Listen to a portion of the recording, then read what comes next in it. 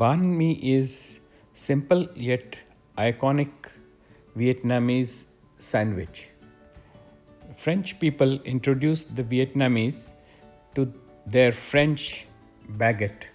Vietnamese used baguette and mayonnaise and added savories and chicken or pork to make this beautiful sandwich.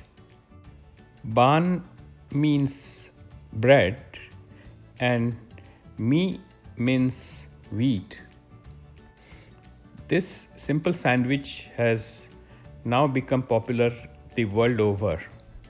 In 2011, banh mi entered the English dictionary, and in 2020, Google had a doodle on banh mi. Today, I'm going to prepare banh mi sandwich from scratch. First job is to prepare the pickled radish and carrots. So the first thing is to julienne cut the radish. Vietnamese call the radish as daikon. You need to select the radish which is neither very pungent nor very sweet. Daikon and carrot are the essential ingredients of banh mi. After cutting the radish, I took up one large carrot, peeled it and cut it into pieces, and then took out flat strips and converted into julienne pieces. It was a long process, could have been shortened by using a cutter. After julienne cutting the radish and the carrots, transfer them to a bowl and add salt and sugar, and then gently massage the carrots and radish. In contact with salt, the radish loses much of its water and therefore it becomes less pungent.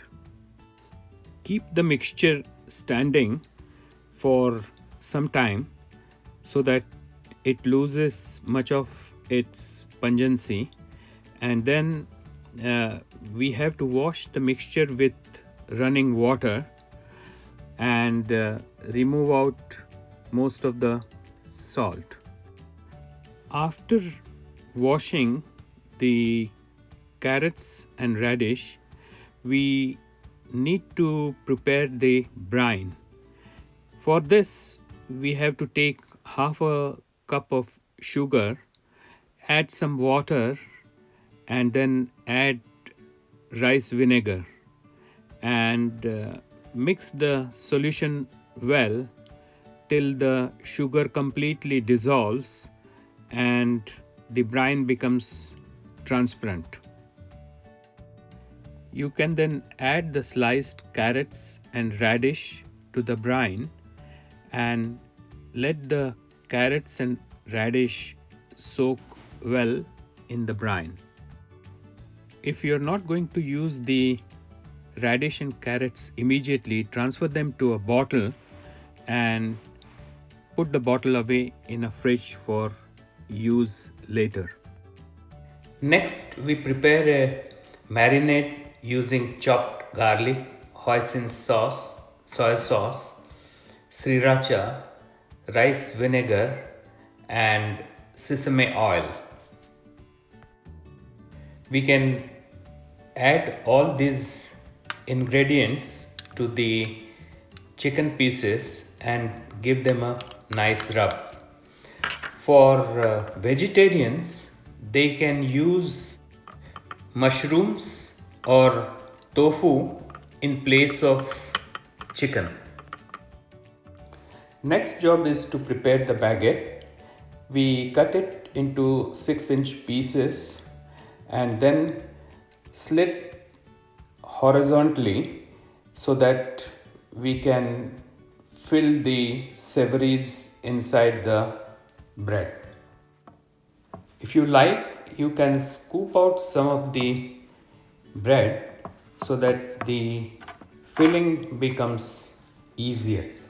Next, I assembled the fillings, which included baby spinach, then bell pepper, and sliced cucumber. On a hot skillet, add some olive oil and then grill your chicken for approximately 3 minutes or so using a timer.